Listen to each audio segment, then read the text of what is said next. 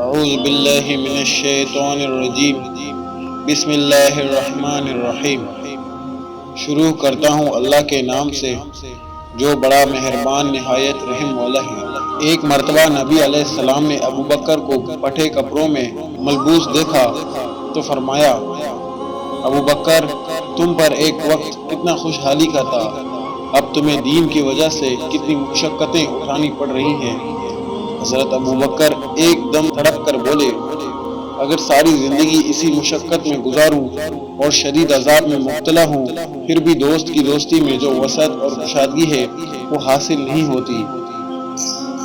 حضرت ابو بکر ایک مرتبہ اپنے گھر میں رو رو کر دعا مانگ رہے تھے۔ جب فارغ ہوئے تو اہل خانہ نے پوچھا کہ کیا وجہ تھی؟ فرمایا کہ میرے پاس کچھ مال ہے جو میں نبی علیہ السلام کی خدمت میں پیش کرنا چاہتا ہوں، مگر دینے والے کا ہاتھ اوپر ہوتا ہے، لینے والے کا نیچے ہوتا ہے۔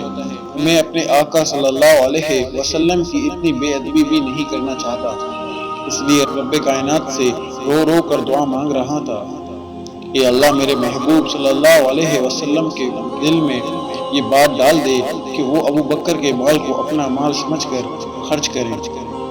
چنانچہ دعا قبول ہوئی۔ احادیث پاک کا مفہوم ہے کہ نبی علیہ السلام ابو بکر کے مال کو اپنے مال کی طرح خرچ کرتے تھے۔ ایک حدیث پاک میں ہے کہ نبی علیہ السلام نے ارشاد فرمایا، بے شک لوگوں میں سب سے بڑا محسن خدمت اور مال کے اعتبار سے ابو بکر ہے۔ ایک دفعہ نبی کریم صلی اللہ علیہ وآلہ وسلم حرم شریف میں تھے، کفار نے آ کر نبی علیہ السلام کو ایذا پہنچانی شروع کر دی۔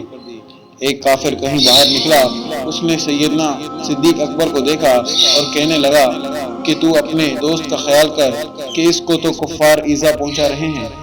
آپ بھاگے ہوئے مسجد میں پہنچے اور مجمع کو چیر کر اندر گئے اور فرمانے لگے، کیا تم اس ہستی کو مارنا چاہتے ہو جو یہ کہتے ہیں کہ میرا رب اللہ ہے؟ اب کافروں نے نبی علیہ السلام کو چھوڑ کر ان کو مارنا شروع کر دیا۔ روایات میں آیا ہے کہ صدیق اکبر زبان سے صرف اتنا کہہ رہے تھے، تبارک یا ذل جلال والاکرام۔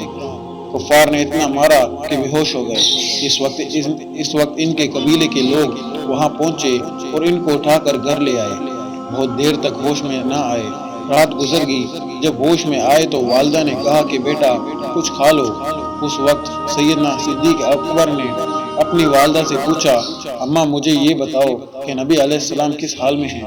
اس نے کہا، بیٹے تیرا اپنا حال یہ ہے کہ جسم زخموں سے چور چور ہو چکا ہے، اب بھی پوچھ رہے ہو کہ ان کا کیا حال ہے؟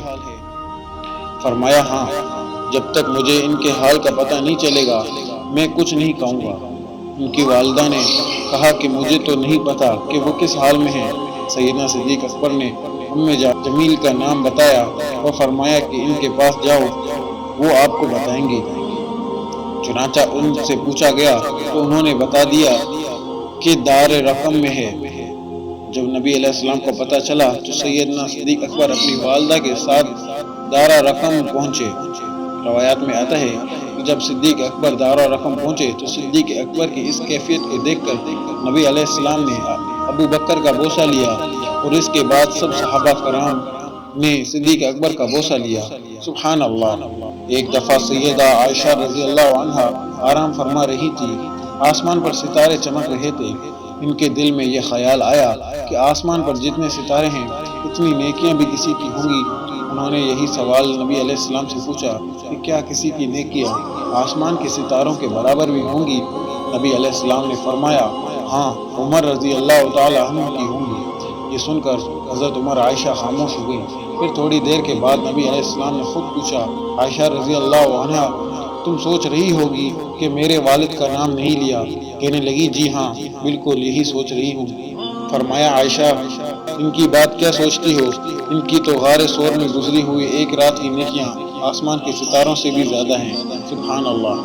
حضرت عمر اپنی زندگی میں حضرت ابو بکر سے کہا کرتے تھے، آپ میری ساری زندگی کی نیکیاں لے لیجئے اور مجھے غار ثور والی 3 راتوں کی نیکیاں دے دیجئے، کیونکہ مجھے ان 3 راتوں کی نیکیاں اپنی ساری زندگی کی نیکیوں سے زیادہ نظر آتی ہے۔ عشق و محبت نے ان کی نیکیوں کو کس قدر قیمتی بنا دیا تھا۔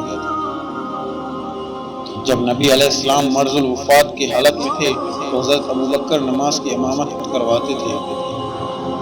ایک مرتبہ نماز پڑھا رہے تھے کہ نبی علیہ السلام تشریف لائے تو حضرت ابو بکر فوراً پیچھے ہٹے۔ نماز سے فراغت پر نبی علیہ السلام نے فرمایا، ابو بکر، میں خود تمہیں حکم کر چکا ہوں، تم کو اپنی جگہ پر کھڑے رہنے سے کون سی چیز مانع تھی؟ عرض کیا، یا رسول اللہ، ابو فحاقہ کا بیٹا اس لائق نہیں کہ رسول اللہ صلی اللہ علیہ وآلہ وسلم کے آگے بڑھ کر نماز پڑھائے۔ ویڈیو تھوڑی سی بھی اچھی لگی ہو تو ویڈیو کو ایک لائک اور چینل کو سبسکرائب کر کے بیل آئیکن ضرور پریس کریں تاکہ ہماری نئی ویڈیو آپ تک ضرور پہنچے۔